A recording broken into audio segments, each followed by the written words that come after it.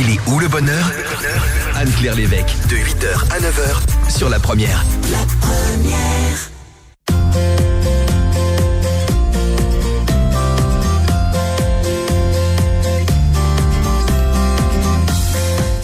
Nous faisons tous de plus en plus attention à ce que nous mettons dans nos assiettes, à ce que nous donnons à notre corps, que ce soit en termes de qualité nutritionnelle ou de qualité tout court.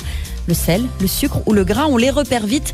Mais si le vice se cache dans la nature même du produit, dans son patrimoine génétique, comme avec les OGM, que faire si la Nouvelle-Calédonie semble plutôt protégée de ces organismes génétiquement modifiés? Est-ce véritablement le cas? Comment se prémunir d'une présence accrue et ainsi préserver notre patrimoine alimentaire? Autant de questions que nous allons aborder ce matin avec l'invité d'Il est où le bonheur. Il s'appelle Alex Bargiban et il est trésorier et ancien président de Stop OGM Pacifique. Bonjour Alex. Bonjour Anne-Claire Lévesque et bonjour à NC Radio Première et à la Calédonie. Merci pour l'invitation. Et merci surtout d'être présent avec nous en ce vendredi matin, ici sur Nouvelle-Calédonie, La Première. Alors on va parler OGM évidemment et de Stop OGM Pacifique, cette association qui milite depuis de nombreuses années maintenant pour interdire, en tout cas pour préserver les Calédoniens de ces organismes génétiquement modifiés.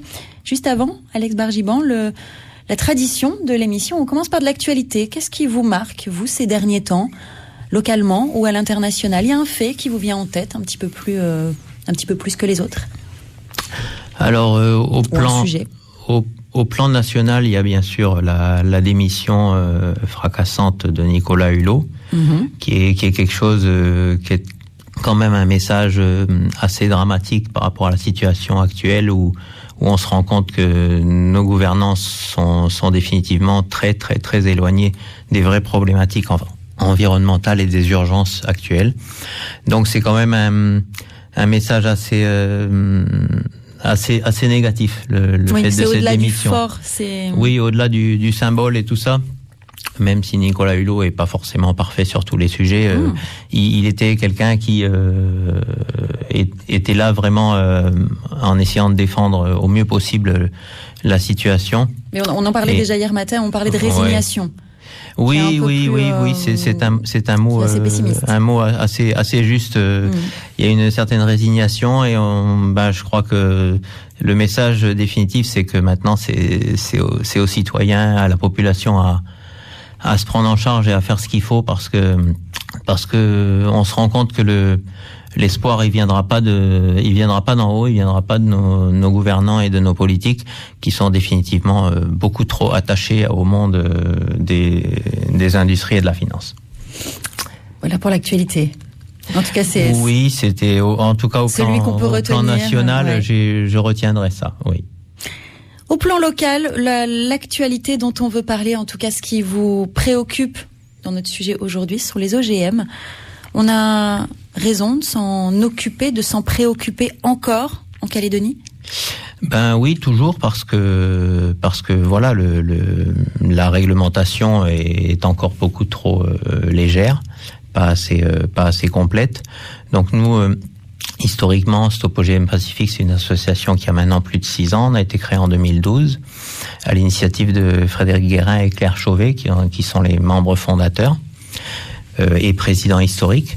Donc voilà, le but de cette association est donc d'informer sur la problématique des OGM et c'était depuis le départ donc de pousser pour mettre en place une réglementation en Nouvelle-Calédonie, aussi bien en ce qui concerne les restrictions d'importation et de culture, donc des semences OGM en Calédonie, mais également tout un volet par rapport à la transparence alimentaire, c'est-à-dire l'étiquetage alimentaire, parce qu'il n'existe toujours pas en Calédonie, alors qu'en métropole, il a été voté depuis maintenant 21 ans. Ça veut dire que depuis 6 ans, qu'est-ce qui s'est passé de positif sur le sujet depuis la création de l'association? Alors, de positif, il y a eu un début de réglementation qui a été mis en place. Ce qui est déjà pas mal. De rien à quelque chose, c'est déjà bien. Voilà, qui est déjà pas mal, qui permet d'encadrer quand même une certaine partie des OGM. Malheureusement, ce n'est pas complet. Il n'y a pas toutes les catégories d'OGM qui sont incluses dans la réglementation. Il y a actuellement que les OGM issus de transgénèse. Mais il n'y a pas les OGM issus de mutagénèse qui sont ce qu'on appelle aujourd'hui communément les OGM cachés entre guillemets parce que ce sont des OGM qui ont été créés plus récemment que ceux de transgénèse, qui sont un peu les OGM historiques, et qui sont des OGM qui ont toujours été pour l'instant écartés par les lois, parce que même si scientifiquement parlant, c'est prouvé que ce sont des OGM, ils sont catégorisés en tant qu'OGM, voilà. Une décision de justice. Au niveau des réglementations, aussi bien, pas seulement ici, mais aussi en métropole, dans d'autres pays, ils sont arbitrairement écartés des champs de restriction. Transgénèse, mutagénèse, c'est des mots un peu compliqués pour nous tous qui ne connaissons pas grand-chose. Comment est-ce qu'on peut définir un OGM, un organisme génétiquement modifié? On est allé trafiquer ce qu'il était par nature. Voilà. Alors, d'une façon très générale, on va pas rentrer dans les termes trop scientifiques et tout ça. Un OGM, donc organisme génétiquement modifié, c'est donc un organisme végétal ou animal qui a été transformé artificiellement en laboratoire pour la plupart du temps, pour lui changer son patrimoine génétique, lui changer sa chaîne ADN si vous voulez, pour lui conférer d'éventuelles nouvelles propriétés qui répondent, par exemple, résistance à des pesticides, résistance à des températures froides, résistance à la sécheresse, etc., croissance plus rapide, toutes des choses comme ça. Et des choses qui ne seraient pas arrivées naturellement. Alors, voilà. L'idée, c'est d'aller à l'encontre de la nature. Oui. C'est des choses qui n'arriveraient pas naturellement, ou alors qui pourraient arriver, mais sur l'espace de millénaires. De millénaires, c'est-à-dire parce que on évolue tous génétiquement, aussi bien nous les humains que tous les animaux, les plantes et tout ça, mais on évolue tous à l'échelle du temps géologique.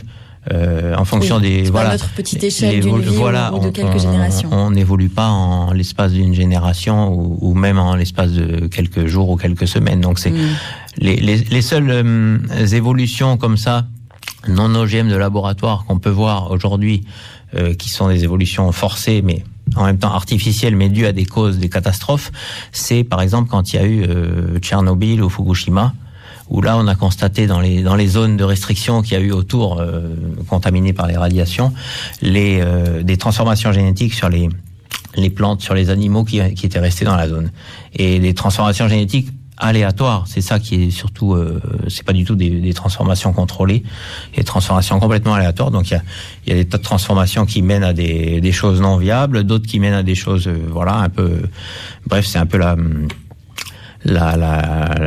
comment on appelle un freak show là en anglais, mais bon, c'est des choses un petit peu. Ça peut donner des choses un peu monstrueuses. Oui, ou enfin en tout cas bizarroïdes, mais des choses qui sont pas censées arriver dans un cycle normal de la vie, voilà. Et c'est ce qui se passe un petit peu. Donc les deux grandes catégories d'OGM, je vais juste l'expliquer brièvement. Donc les OGM, le fameux la transgénèse. Donc ça, c'est vraiment, on prend un organisme donné, animal ou végétal, on vient lui insérer de façon forcée les gènes d'un autre organisme, animal ou végétal aussi, c'est-à-dire qu'on franchit complètement les barrières entre les espèces. Oui, déjà le concept est étrange. Voilà, il y a eu dans les années 80 un des premiers OGM développés sur des tomates. C'était une tomate donc où on leur avait rajouté des gènes d'un poisson des eaux arctiques. Un gène de poisson dans une tomate. Un gène de poisson dans une tomate pour développer des propriétés sur cette fameuse tomate, de résister plus au froid, donc qu'elle puisse être cultivée dans des régions plus froides ou résister à des vagues de froid ou des choses comme ça. Effectivement, donc, les frontières naturelles, quand on dit frontières naturelles, c'est des choses qui pourraient jamais arriver dans la nature. Oui, là, même à l'échelle de plusieurs millénaires. On fait les petits apprentis sorciers en laboratoire et on teste tout ça. Avec des conséquences qui sont pas forcément connues après. Donc pour les plantes, c'est pareil. On franchit les barrières naturelles entre les espèces. C'est pour ça qu'on a aujourd'hui beaucoup de risques. Un des risques très importants liés aux OGM, c'est les contaminations, en fait, dans la nature après. Voilà. Juste pour compléter, ce que vous disiez sur transgénèse et mutagénèse, donc transgénèse, on transforme. Voilà. Et mutagénèse, on transforme, donc, c'est-à-dire qu'on prend un gène. On transfère plutôt. On prend un gène, on l'insère dans le gène d'un autre organisme. La mutagénèse, il n'y a pas ce type d'insertion, c'est plutôt de la mutation forcée par bombardement chimique, donc de rayonnement, etc. Et là, c'est une mutation un peu comme exposée à des radiations. Donc là, c'est une transformation qui arrive d'elle-même, mais avec un forçage chimique, de rayonnement autour. Donc voilà, là aussi, ça donne des évolutions aléatoires. Et après, parmi la dizaine, la centaine, le millier d'évolutions aléatoires qu'il peut y avoir derrière, les scientifiques, les laborantins qui travaillent là-dessus, essayent d'explorer quelle est la propriété qui pourrait leur être intéressante. Voilà. Donc en termes de culture, on peut, par exemple, développer. On a le cas là avec le fameux maïs qu'il y a eu ici il y a 2 ans. Donc c'est un maïs qui a été développé par mutagénèse. Donc non transgénèse mais mutagénèse, et qui donc avait une propriété naturelle entre guillemets de résister à certains herbicides, voilà, certains pesticides. Là-dessus, effectivement, il y avait la question. En tout cas, tout le monde n'était pas convaincu pour dire que la mutagénèse c'était des OGM. C'est ça, voilà. La question est réglée aujourd'hui. La question, elle est réglée grâce à la Cour de justice européenne, parce qu'il y a 2 ans, quand on avait levé le lièvre là-dessus, on avait beaucoup cherché à décrédibiliser notre discours, Stop OGM Pacifique, en disant que non, c'est pas des OGM, il y a déjà une réglementation, les OGM sont interdits d'importation, donc si on a eu toutes les autorisations pour importer ce maïs et le cultiver, c'est qu'il n'est pas OGM. Donc là, on confondait, c'est les détracteurs de l'époque confondaient délibérément appellation scientifique et réglementation, ce qui n'est pas du tout la même chose. Scientifiquement parlant, on a toujours dit que c'était des OGM, et aujourd'hui, la Cour de justice européenne nous donne raison via son voilà. Alors très bien, mais qu'est-ce qu'on en fait de ça aujourd'hui ? Alors la Cour de justice a dit quelque chose, c'est ok, ça confirme ce que vous disiez, voilà. ce que les anti-OGM expliquaient il y a déjà 2 ans, voire plus. Oui. Maintenant, on en fait quoi ? Eh ben, on en fait quoi ? Aujourd'hui, la réglementation en Calédonie n'interdit que les OGM issus de transgénèse, et encore uniquement ceux des céréales et des fruits. Donc, c'est-à-dire que les légumes issus de transgénèse sont aujourd'hui pas interdits. Donc, pourquoi ? Est-ce qu'on sait pourquoi ça s'est limité à... C'est une loi très incomplète. Voilà, c'est une loi très incomplète, et donc on est bien déçus de ça. On aimerait bien que ça soit complet, déjà au niveau fruits, légumes, céréales, ça c'est sûr, mais aussi également au niveau mutagénèse. Il faudrait que ça soit interdit aussi à ce niveau-là, puisque scientifiquement parlant, c'est tout. Les mutagénèses ou les transgénèses sont tout autant des processus artificiels de laboratoire qui s'appuient en grande partie sur des procédés de résistance aux pesticides, aux herbicides. Quand on sait toutes les conséquences qu'il y a aux utilisations massives de pesticides dans le monde, c'est un des gros problèmes parallèles liés à l'utilisation des OGM. Donc c'est pour ça que notre objectif, c'est d'avoir une loi ici complète qui interdise tout type d'OGM, aussi bien en importation que culture. Voilà, tout type d'OGM, que ce soit transgénèse, mutagénèse, à partir du moment où c'est un OGM, il faut que ça soit interdit. Et le deuxième volet, ça on milite toujours là-dessus, donc comme je l'ai dit tout à l'heure, c'est pour avoir un étiquetage alimentaire. Parce qu'effectivement, si ce n'est pas interdit sur les légumes, comment savoir ce que l'on mange ? Comment savoir ce que l'on mange, et puis comment savoir aussi dans tous les produits alimentaires que l'on achète au supermarché. Tous les produits transformés. Produits transformés, produits agro-industriels. Aujourd'hui, les seuls produits où on voit marqué l'étiquetage OGM, c'est les produits d'importation métropolitaine, puisque ceux-là obéissent à la loi là-bas. Ici, il y en a la loi pas. Qui dit la loi métropole. Obligation d'étiqueter la présence d'OGM pour tout contenant ayant plus de 0,9% d'OGM. Et on le voit où ? C'est marqué sur l'étiquetage à côté des ingrédients et tout ça. C'est un label obligatoire qui existe depuis 1997 en métropole et qui a jamais été mis ici malgré nos demandes répétées et tout ça. On a toujours eu la sourde oreille en face de nous par rapport à ça, alors que c'est quand même, au niveau problématique, c'est quand même quelque chose qui fait partie de la liberté individuelle des consommateurs, c'est de savoir ce qu'ils achètent. Voilà, c'est le droit de savoir ce qu'on achète, le droit d'avoir le choix de savoir ce qu'on doit mettre dans notre assiette. Ça se présente comment sur les produits métropolitains, s'il y en a ? Oh, c'est C'est un logo ou c'est marqué avec OGM? C'est écrit explicitement contenant des OGM, etc. C'est écrit en toutes lettres. Et à l'inverse, ceux qui veulent justement mettre en avant le fait qu'il n'y ait pas d'OGM, ils le précisent explicitement. Et en général, c'est bien plus gros. Voilà, avec un joli petit label, etc. Donc ça fait partie de la pub positive. Ça peut devenir du marketing positif. Et donc ici, alors seuls les produits d'importation métropolitaine ont normalement ce label ici.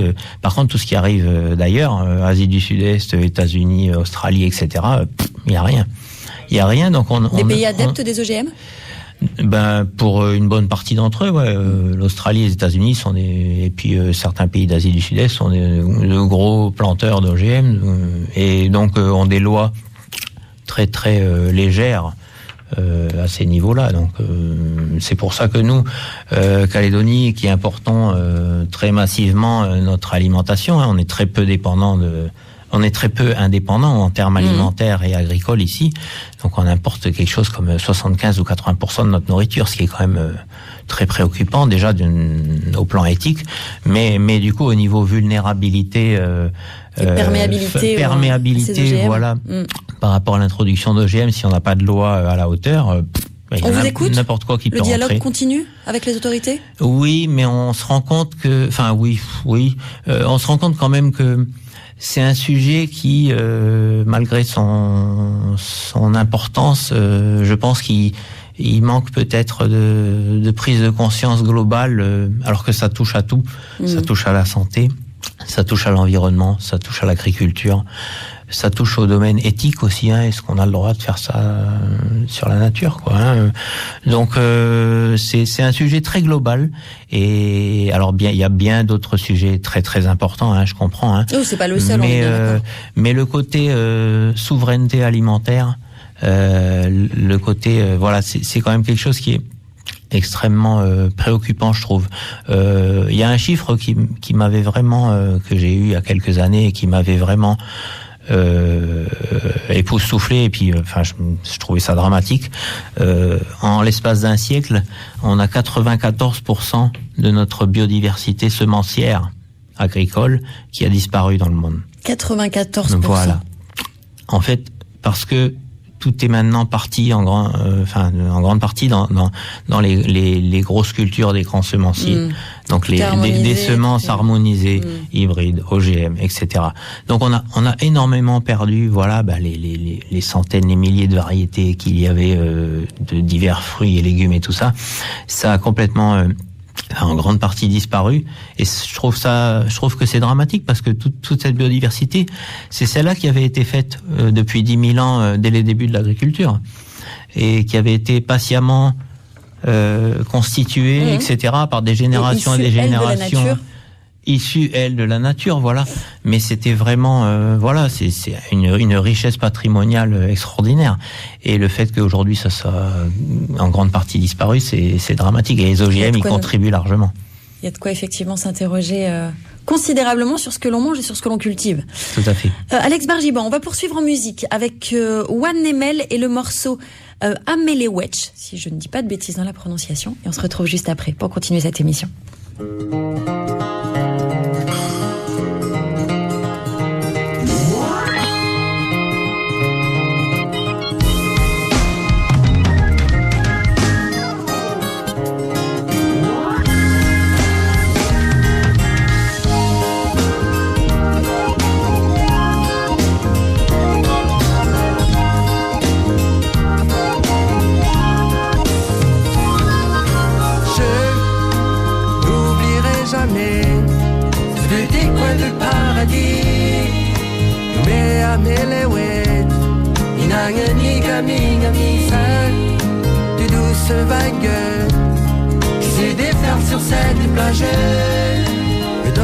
Chaque jour, l'espoir d'y vivre à tout jamais.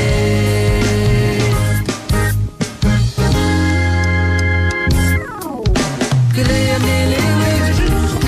et l'histoire de nos souvenirs, tous mélodies. Je reste ce petit garçon de cette terre. Et l'histoire de nos souvenirs, tous mélodies.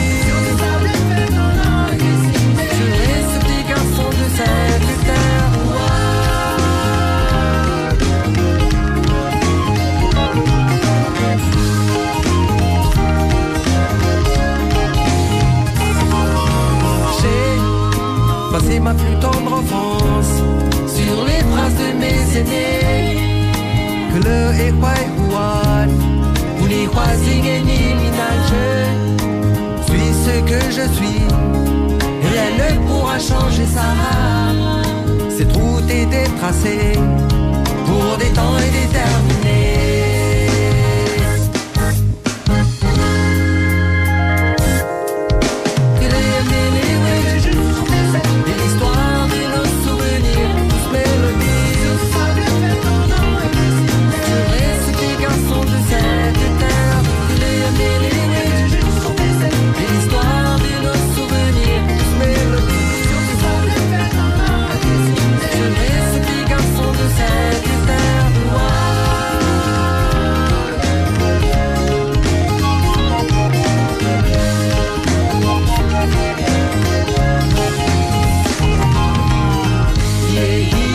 Kwazingeko ekirikit yeah yeah melengeko ya melewet yeah yeah kwazingeko ekirikit yeah yeah melengeko ya melewet ameliwet ameliwet ameliwet we ha yeah ameliwet ameliwet ameliwet we ha yeah.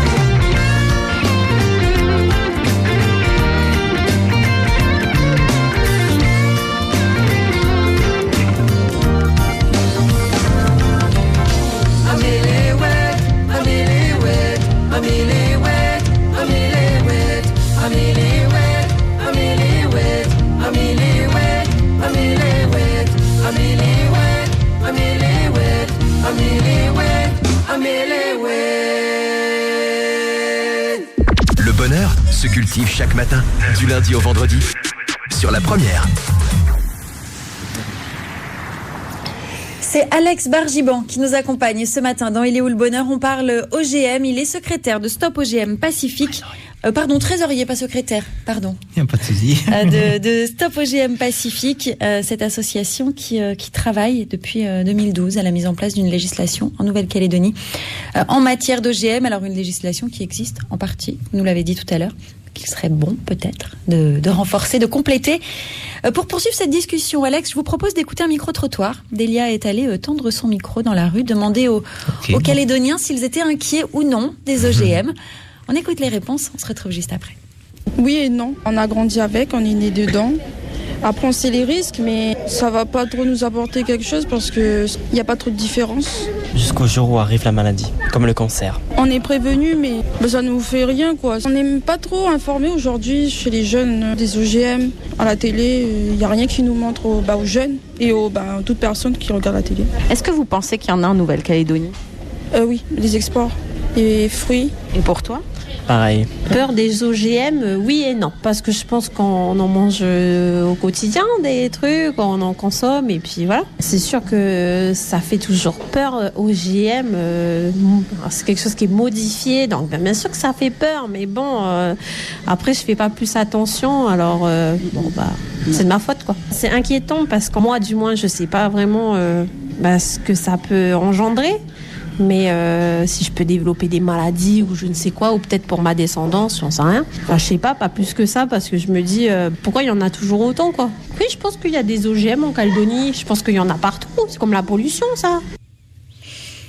Alors, Alex Bargiban, une réaction à chaud après je comprends tout à fait ces genres de réactions. Merci en tout cas aux gens qui sont intervenus. C'est une réaction tout à fait naturelle. En fait, je comprends ça d'autant plus parce qu'en fait, les OGM, c'est quelque chose qui se voit pas. Il n'y a rien qui va distinguer visuellement une papaye OGM d'une papaye normale, un maïs OGM d'un maïs normal, etc. Donc, on ne le voit pas. Ça n'a pas un goût différent quand on le mange, on ne sait pas. Mais en fait, c'est tout ce qu'il y a à côté. c'est tout le côté éthique déjà qui est à côté, et puis tout le côté, la problématique, voilà, j'en ai parlé un petit peu hors micro tout à l'heure, c'est la problématique de souveraineté alimentaire. Tous ceux qui vont cultiver les OGM, ils vont être esclaves en quelque sorte d'un système mené par des très grands semenciers qui sont en train d'avoir la mainmise sur la nourriture mondiale. Et ça, en perte de souveraineté et d'autonomie alimentaire, c'est quelque chose de très problématique, de très dramatique. Et nous, tout aussi éloignés, isolés de tout qu'on est en Calédonie, dans notre petite île, loin de tout, on a l'impression d'être préservés. En fait, non, c'est encore pire. On est encore plus vulnérable.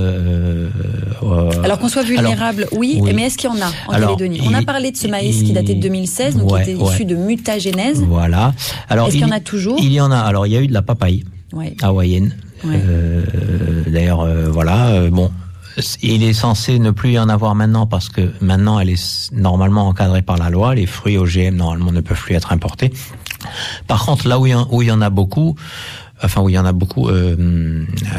y en a donc dans les produits non labellisés, non étiquetés ici d'importation.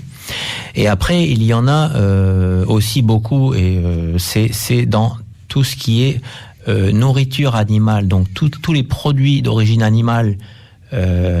Notamment d'origine industrielle, qui sont importés et consommés ici, viande industrielle, poulet industriel, laitage industriel, etc. Tout ça, c'est issu d'élevages qui sont massivement nourris aux OGM. C'est un système mondial. Ça, c'est prouvé, affirmé. Ah oui, complètement. Votre poulet congelé industriel que vous allez acheter ici, mais qui vient d'où ? Il est issu alors du Brésil ou des États-Unis, par exemple, voire d'Europe, mais dans des élevages en batterie absolument atroces où ils sont bourrés d'antibiotiques et ils sont massivement nourris au soja et maïs OGM issus des grandes monocultures, soit américaines, soit sud-américaines, en Brésil, etc., au prix d'une déforestation terrible. Et voilà, donc quand ici on va innocemment acheter notre poulet congelé, par exemple, ou aller au McDo, pardon pour la marque. Je suis vraiment désolé. Enfin, dans une restauration rapide, on participe à ce circuit pas du tout vertueux et on consomme justement des OGM via les produits animaux qu'on a. Mais on peut être à peu près sûr que dans nos champs, il y en a plus ? Il y en a pas ? Alors, on peut jamais être sûr, les autorités nous rassurent aujourd'hui que ça y est, le maïs n'est plus importé, que voilà, ça a été une erreur ou un petit couac entre guillemets il y a 2 ans. Mais voilà, nous on ne peut pas en avoir la garantie tant que la loi n'est pas complète et tant qu'il n'y a pas les moyens derrière pour la faire appliquer, pour faire contrôler les choses, tant qu'il n'y a pas aussi ce fameux étiquetage, cette fameuse loi d'étiquetage. Pourquoi est-ce qu'on doit attendre ? Ça fait déjà 21 ans que ça existe en métropole. Pourquoi on doit attendre et que c'est toujours pas fait ici, alors que c'est quand même quelque chose d'important. Les consommateurs ont le droit de savoir ce qu'ils achètent et qu'est-ce qu'il y a dans leur nourriture. C'est comme si on avait une boîte de conserve, exposée dans le rayon au magasin, que c'est écrit dessus nourriture, ingrédients, ça vous concerne pas. C'est pas possible. On a besoin de savoir ce qu'il y a dedans. Voilà, comment c'est produit, etc. Pourquoi vous vous êtes engagé dans ce combat-là, Alex Bardjiban ? En fait, je suis sensibilisé à l'environnement depuis mon plus jeune âge, depuis que je suis enfant et tout ça. Mais c'est vrai que la problématique des OGM, je m'y suis intéressé. Parce que c'est une problématique très spécifique, quand même. Oui, c'est très spécifique. En fait, c'est plus venu de par les grandes monocultures, la déforestation, les élevages industriels, le système agroalimentaire mondial. Je trouvais ça pas normal. Je trouvais que ça partait dans une direction pas normale, en tout cas pas saine du tout pour notre avenir. Et forcément, quand on regarde tout ça, avec un écho local. Oui, aussi, bien sûr. Vous craignez ça pour la Calédonie quand vous avez commencé à vous engager dans la démarche. Puis la Calédonie, je le vois et je le constate depuis longtemps, je le déplore aussi depuis longtemps, que la Calédonie, elle n'est pas du tout autonome. Pas du tout autonome. Elle manque totalement d'autonomie alimentaire. Quand on la compare avec... Ça, tout le monde s'accorde à le dire. Ah oui, quand on la compare avec la Réunion, par exemple, qui est 10 fois ou 20 fois plus petite, qui a 3 fois plus d'habitants, mais qui produit 80% de sa nourriture. Sans OGM ? Normalement sans OGM, puisque c'est un département français, donc ils sont soumis aux lois françaises. Donc normalement sans OGM. Voilà. Mais après, sans forcément aller jusque dans l'océan Indien, les pays du Pacifique autour de nous, Fidji, Vanuatu, ont une autonomie alimentaire bien plus forte que nous. Alors, il y a tout un tas de raisons aussi qui pourraient expliquer. Le nickel fait que beaucoup de gens se détournent forcément des champs parce que la mine, ça paye plus. C'est assez ingrat, l'agriculture. Il faut le reconnaître. C'est un secteur difficile. C'est un métier secteur difficile. On n'en vit pas forcément facilement. La Calédonie est pas forcément le pays le plus fertile. On a aussi des intempéries, des choses comme ça. Mais c'est vraiment important qu'on améliore cette situation au niveau de la Calédonie, au niveau de notre autonomie et autosuffisance alimentaire. Et autour de vous, c'est un sujet qui interpelle, parce que pour le coup, ce qui m'a marqué dans le micro-trottoir, c'est cette espèce de presque de légèreté sur le sujet. Oui, ça fait pas si peur que ça finalement. Oui, comme vous dites, il y a un mélange de légèreté, de résignation, et puis oui, un peu de ça aussi. Un petit peu je pense qu'on mesure pas l'importance que ça a, parce que on mesure pas que aujourd'hui c'est 3 ou 4 immenses groupes semenciers qui détiennent les 2/3 des semences de la planète. C'est pas normal. Ça veut dire qu'ils contrôlent les 2/3 des cultures de la planète. Mais oui, voilà, donc c'est quelque chose qui est... J'exagère peut-être, mais en tout cas... qui est dramatique, voilà. Je ne trouve pas ça normal. On commence... c'est digne de scénarios apocalyptiques, de films d'anticipation, je sais pas, Soleil vert, tout ça, mais bon, voilà. Moi, je trouve ça très préoccupant. C'est important que maintenant, on se réapproprie notre indépendance semencière, alimentaire, agricole, etc. On pourrait, ici, en Calédonie, devenir un exemple, devenir un lieu préservé de tout ça, alors avec effectivement une politique à l'échelle du territoire engagée, avec des agriculteurs engagés, avec des consommateurs engagés. Oui. C'est possible ? On peut rêver à ça ? Oui, bien sûr qu'on peut y rêver. Il y a beaucoup de gens ici qui se bougent dans ce sens, donc bravo à eux. Ça bouge de plus en plus, des petits permaculteurs, des agriculteurs bio, etc. Donc il y a un mouvement de résistance qui se développe. De résistance. Oui, c'est le mot. On peut appeler ça de résistance, oui, mais qui se développe bien. Et je connais plein de monde dans le milieu, donc. Et ils sont tous vraiment dignes de confiance et dans un combat très juste que je salue. Donc oui, on a le droit d'y croire. On a le droit d'y croire, même si effectivement les signaux sont pas forcément les plus positifs, mais on a le droit d'y croire et il faut continuer d'y croire et se battre pour ça. C'est important, c'est vraiment important. Alex Bargiban, vous avez choisi une musique, une chanson. De quoi s'agit-il ? Et de qui et de quelle chanson ?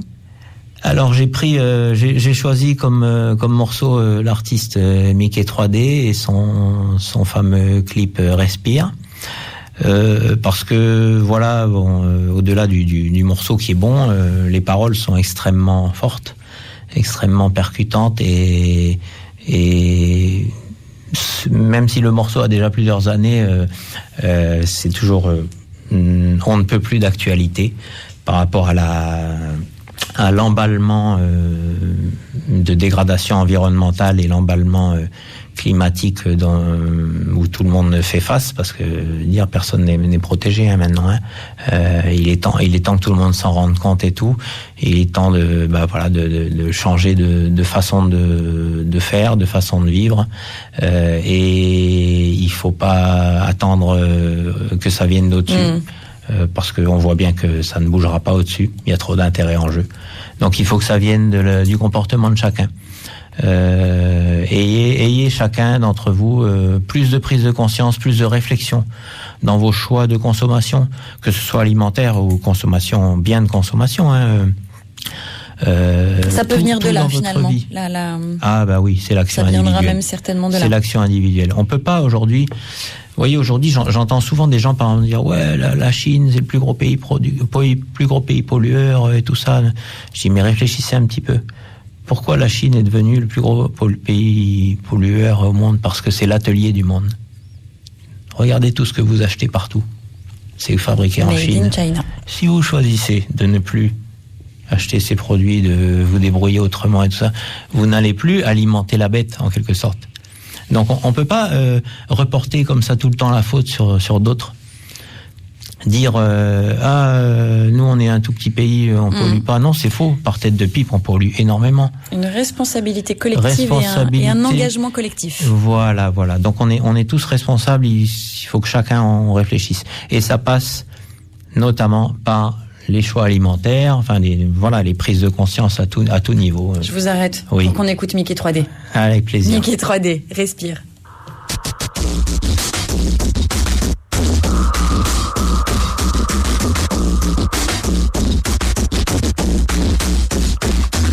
Approche-toi petit, écoute-moi gamin. Je vais te raconter l'histoire de l'être humain. Au début y avait rien, au début c'était bien. La nature avançait, y avait pas de chemin. Puis l'homme a débarqué avec ses gros souliers, des coups de pied dans la gueule pour se faire respecter. Des routes à sens unique qu'il s'est mis à tracer. Les flèches dans la plaine se sont multipliées, et tous les éléments se sont vus maîtrisés. En 2 temps 3 mouvements l'histoire était pliée. C'est pas demain la veille qu'on fera marche arrière. On a même commencé à polluer les déserts. Il faut que tu respires, et ça c'est rien de le dire. Tu vas pas mourir de rire, et c'est pas rien de le dire. D'ici quelques années on aura bouffé la feuille, et tes petits-enfants ils n'auront plus qu'un œil. En plein milieu du front ils te demanderont pourquoi toi t'en as 2, tu passeras pour un con. Ils te diront comment t'as pu laisser faire ça. T'auras beau te défendre, leur expliquer tout bas. C'est pas ma faute à moi, c'est la faute aux anciens. Mais y aura plus personne pour te laver les mains.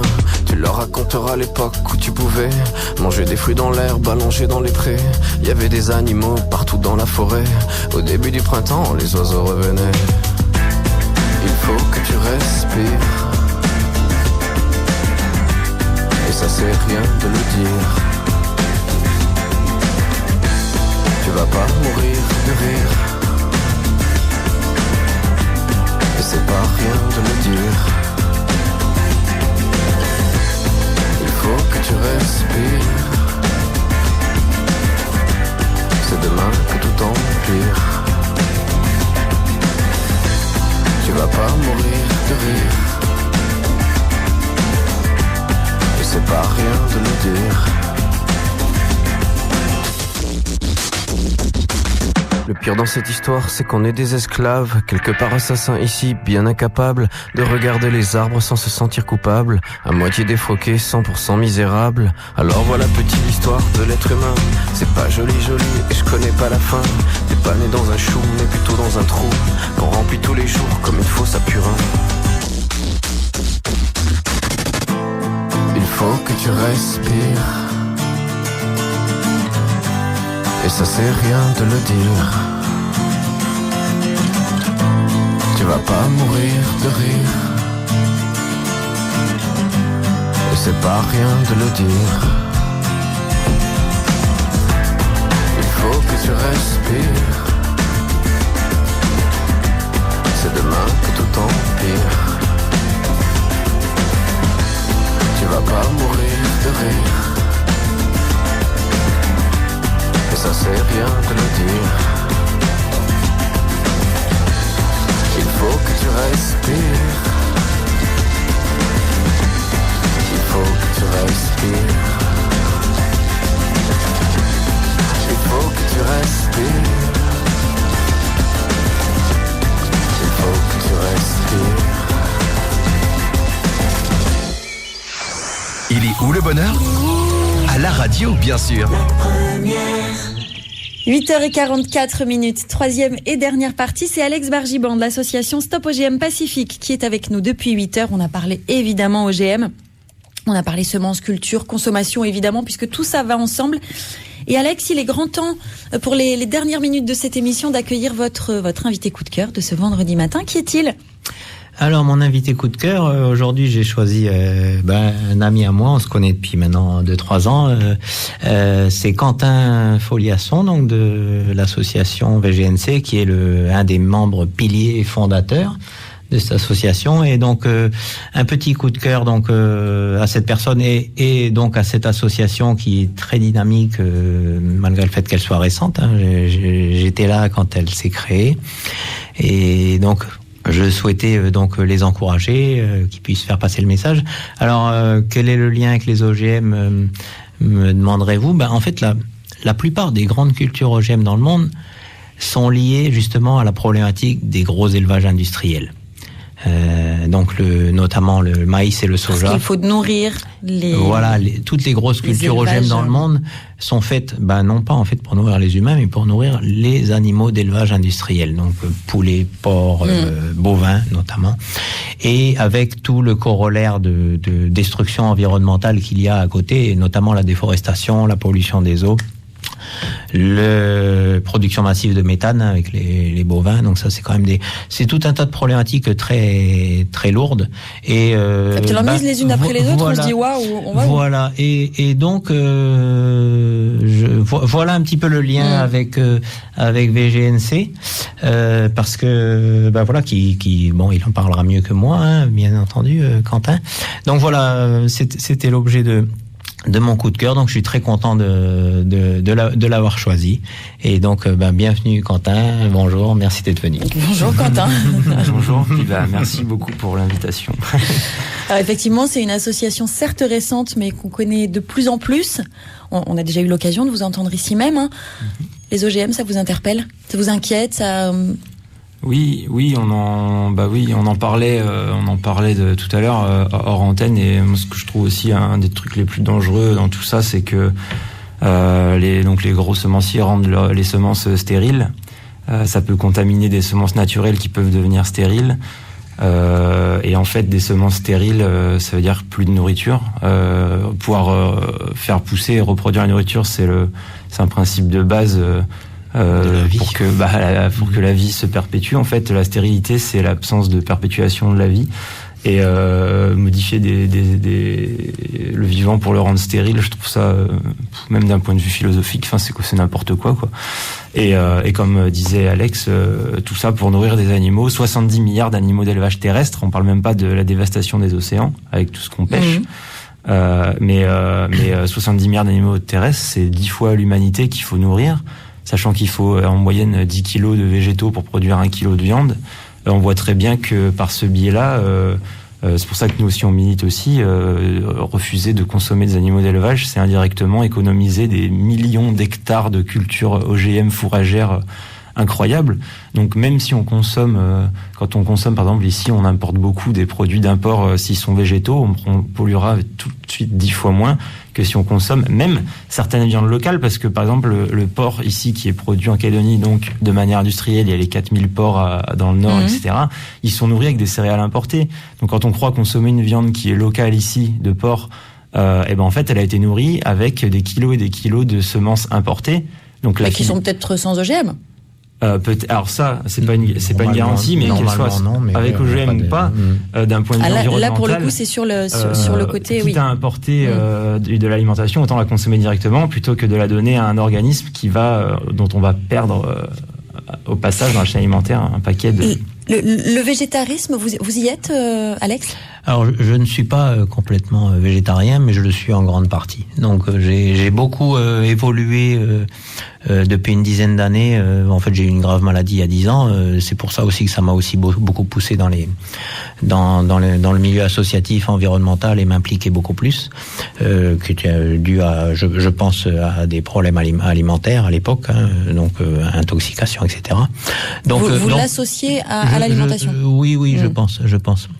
En tout cas, aujourd'hui, effectivement, j'ai beaucoup évolué en termes alimentaires. Alors, je ne suis pas entièrement végétarien, mais en grande partie, en tout cas. En tout cas, j'ai remis de l'équilibre, en tout cas, dans ma pyramide alimentaire, et tout le monde devrait faire pareil. C'est-à-dire qu'il faut vraiment favoriser en très, très, très grande partie les produits végétaux. Ça, c'est quand même la base de notre alimentation. C'est notre patrimoine génétique historique. Hein. Les premiers humains étaient en très grande partie des animaux qui, on mangeait pratiquement que des végétaux. Nous n'étions carnivores que par opportunisme. Donc voilà.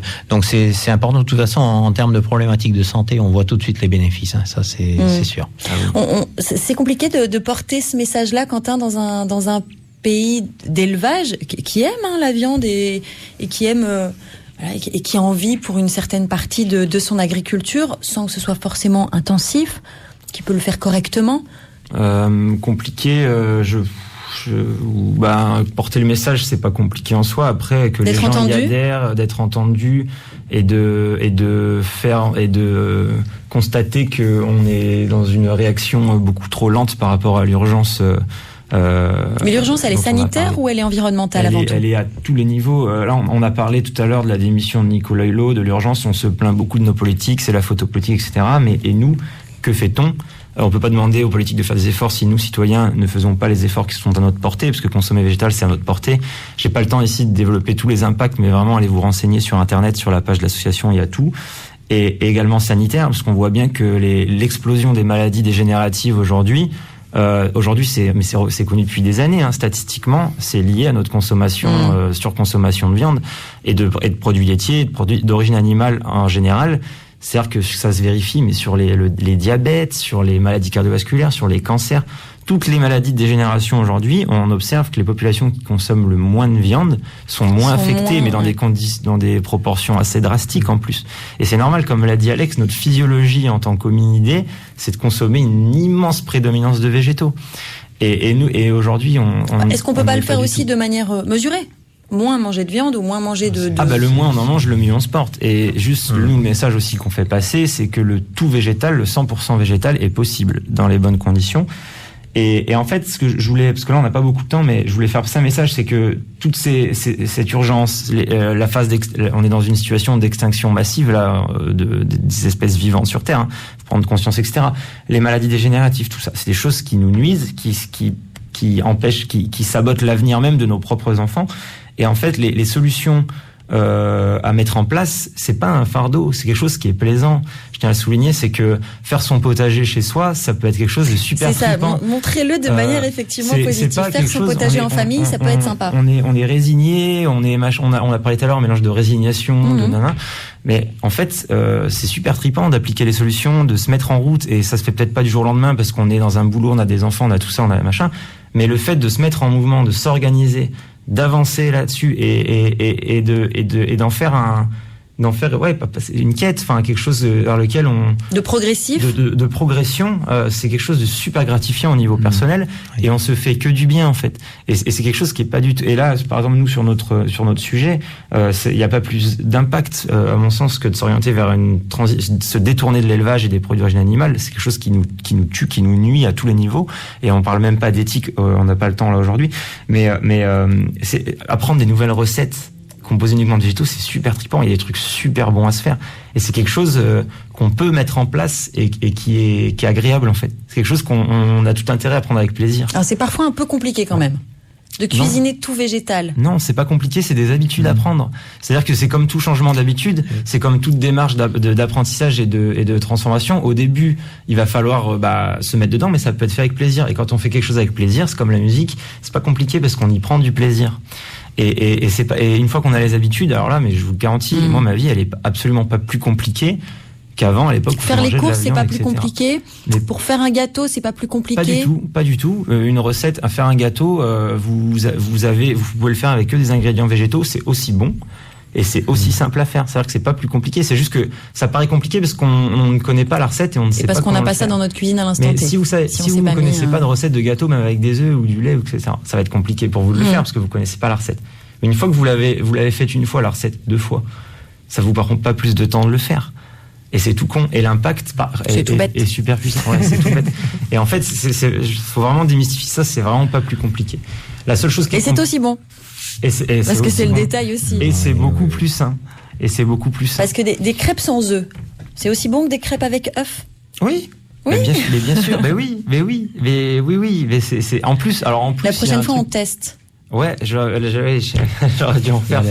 On a fait une dégustation sur une de ses premières avec Sandrine Ruffier et même Fabrice Leuillot, qui est un chef qui est donc traditionnel, etc.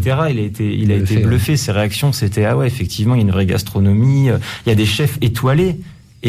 C'est avoir une étoile, c'est chaud. Qui sont complètement sur du végétalisme. Donc en fait, il y a tout à développer. Et en plus, ça peut être porteur de nouveaux secteurs économiques beaucoup plus sains, beaucoup plus positifs et vertueux, et avec des conséquences positives et plus saines pour l'ensemble de la population en fait. On réimagine la Calédonie sans OGM et sans protéines animales. Bien sûr, ouais. De toute façon, si on fait pas ça, c'est simple. 2030-2040, c'est fini. Enfin, je veux dire.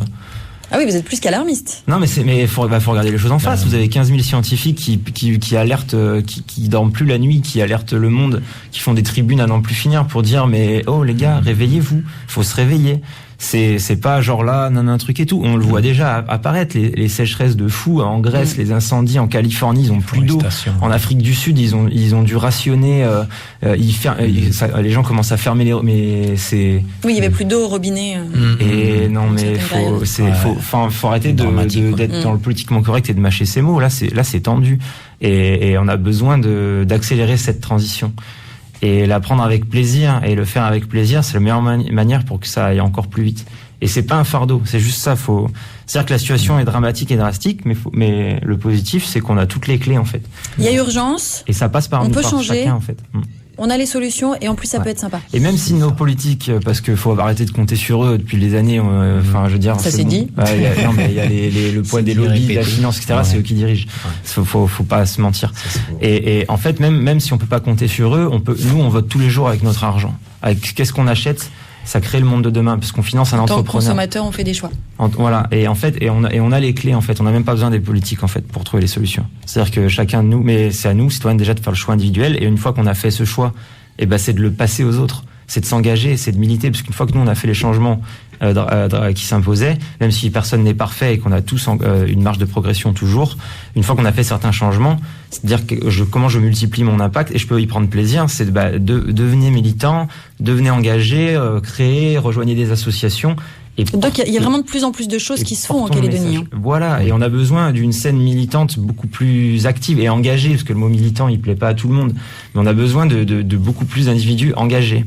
Mais ça veut dire pas forcément prendre la parole comme ça, mais c'est agir au quotidien, être un acteur. Ça veut dire agir, montrer dans son entourage, ses amis, regarde, tu peux faire ça comme ça, regarde, j'ai fait ça comme ça, troquer des graines, s'échanger, j'ai du surplus, j'ai un manguier dans mon jardin, ça pourrit par terre, et je laisse pas pourrir, je ramasse des cabas, et puis au pire je mets au bord de la route, quelqu'un s'arrêtera. Je sais pas, c'est plein de petits trucs, mais il y a des millions d'idées, mais c'est faire quelque chose. Qu'est-ce qu'on fait de notre vie? On est de passage ici, qu'est-ce qu'on laisse? Et puis, je voulais finir avec une dernière petite phrase. En fait, c'est important de réaliser ça. C'est notre choix de consommation, c'est le plus puissant des bulletins de vote. Et c'est tous les jours. Eh bien voilà, on va terminer sur cette phrase-là. Merci Alex. Merci Alex Bargiban. Merci beaucoup. Merci Quentin Foliasson de nous avoir rejoints pour la fin de cette émission qui était consacrée alors aux OGM et puis un peu plus globalement du coup à notre alimentation. Et puis on a vu, ça a des ramifications très loin et des impacts dans énormément de domaines de la vie. Merci beaucoup Alex et Quentin, belle journée, bon week-end. Alex et Délia seront là dans un instant pour Ça commence bien. Merci à Vincent qui était aux manettes ce matin. Bon week-end à tous, je vous retrouve lundi pour Il est où le bonheur et puis dans